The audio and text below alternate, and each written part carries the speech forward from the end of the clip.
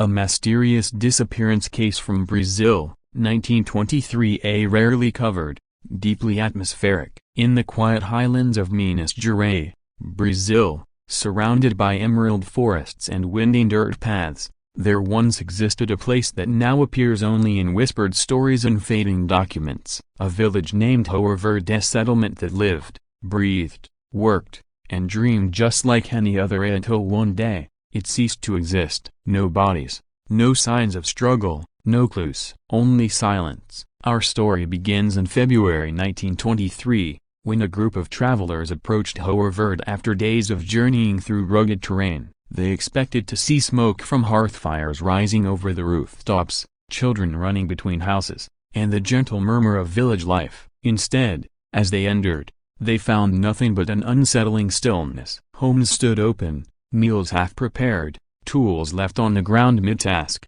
as if every single person had walked away in the same instant. The travelers called out, knocking on doors, searching for anyone who could explain the strange emptiness. But the wind was the only answer they received. Inside one of the houses, a cup rested on a table still half filled with coffee, long gone cold. Another home had clothes laid out on a bed, as if someone had been preparing for the day. And near the edge of the village, a school sat deserted. Yet in the classroom, written clearly across the chalkboard, was a single chilling message: there is no salvation. When the discovery was reported, government officials and investigators were dispatched to Hoer Verde. What they encountered only deepened the confusion. A village of more than 600 people had vanished without leaving behind a single footprint of where they went, why they left, or what they were fleeing from. No notes, no tracks, no blood, no damage. It was as though the villagers had dissolved into the air. Rumors spread quickly. Some believed it was an epidemic, but there were no bodies,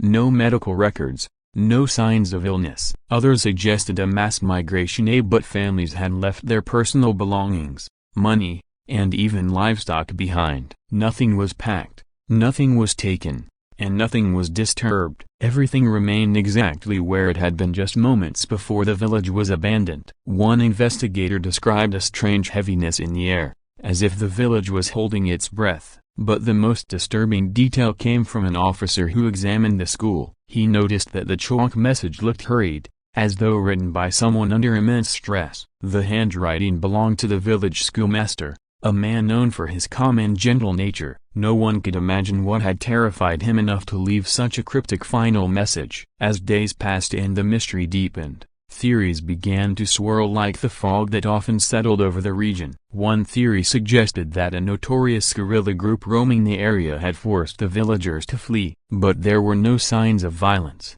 no tracks indicating a mass movement, and no reports of such groups near Hoer Verde at the time. Another theory proposed that the people had been caught in a supernatural event, a rift in time, a mass hallucination, or something far beyond human understanding. The forest surrounding the village became a central point in many legends. Locals believed the woods held a strange energy, a place where compasses spun wildly and strange lights sometimes flickered between the trees at night. Hunters told stories of hearing voices whispering their names even when no one was around. Whether these tales were real or simply fueled by fear, they added a new layer to the already chilling disappearance. Some researchers later suggested that the villagers might have encountered something dangerous, a chemical leak, a natural gas release, or a rare geological event that forced them to leave in panic. But there were no traces of such phenomena. No damage to the soil, no toxic substances detected, and no animals found dead or disturbed around the village. Then came the most bizarre claim of all, a supposed military document hinting that Hoer Verde's people had been taken by something not of this world. A sensational idea, rejected by historians but embraced by those captivated by the unexplained. The region had long been a hotspot for reports of strange aerial lights, often dismissed as atmospheric reflections or lanterns. But in the minds of believers, these lights became evidence of an extraterrestrial encounter, one powerful enough to erase an entire community. The mystery grew colder as years passed. The surrounding vegetation slowly crept over the abandoned buildings, reclaiming them one by one. The wooden structures buckled, the paint peeled, and nature swallowed the village whole. Hoer Verde faded from maps for a time, until it became something between myth and memory, a story told around campfires or shared by elders who spoke of the village that walked away.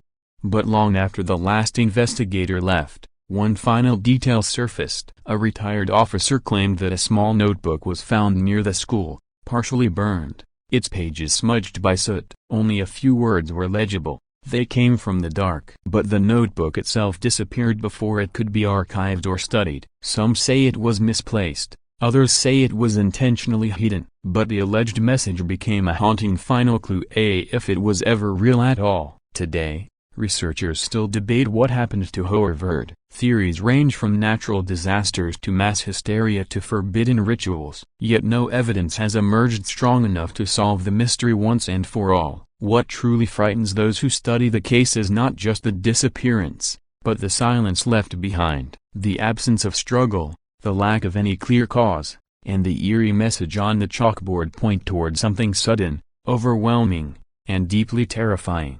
Perhaps the villagers fled into the forest, trying to escape something that approached silently in the night. But if they did, why was there no trace of them in the wilderness? Not a broken branch, not a drop of blood, not a single piece of clothing snagged on a thorn. Or perhaps something drew them away, something they believed offered salvation, only to betray them. But what force could persuade 600 people to walk away without hesitation? Some locals whisper that the village still exists, hidden somewhere between the folds of time, neither alive nor dead. Others believe that the forest holds the answer, guarding the truth behind a green curtain that no one dares to lift. A few brave travelers claim to have found remnants of the old settlement, a broken sign, a collapsed school, the faint outline of a road, but none have reported seeing the message on the chalkboard. And perhaps that is for the best. What happened in Hoer Verde remains one of South America's most perplexing unsolved disappearances. A village that vanished without a fight, a message of doom left behind by someone desperate to warn others, and a silence so complete that it feels almost unnatural. Whether the truth lies in earthly danger, human panic, or something beyond our understanding, the mystery endures. And as long as the forest stands, the story of Hoer Verde will continue to whisper through the trees, inviting those who listen to wonder, fear, and imagine what took 600 souls into the unknown.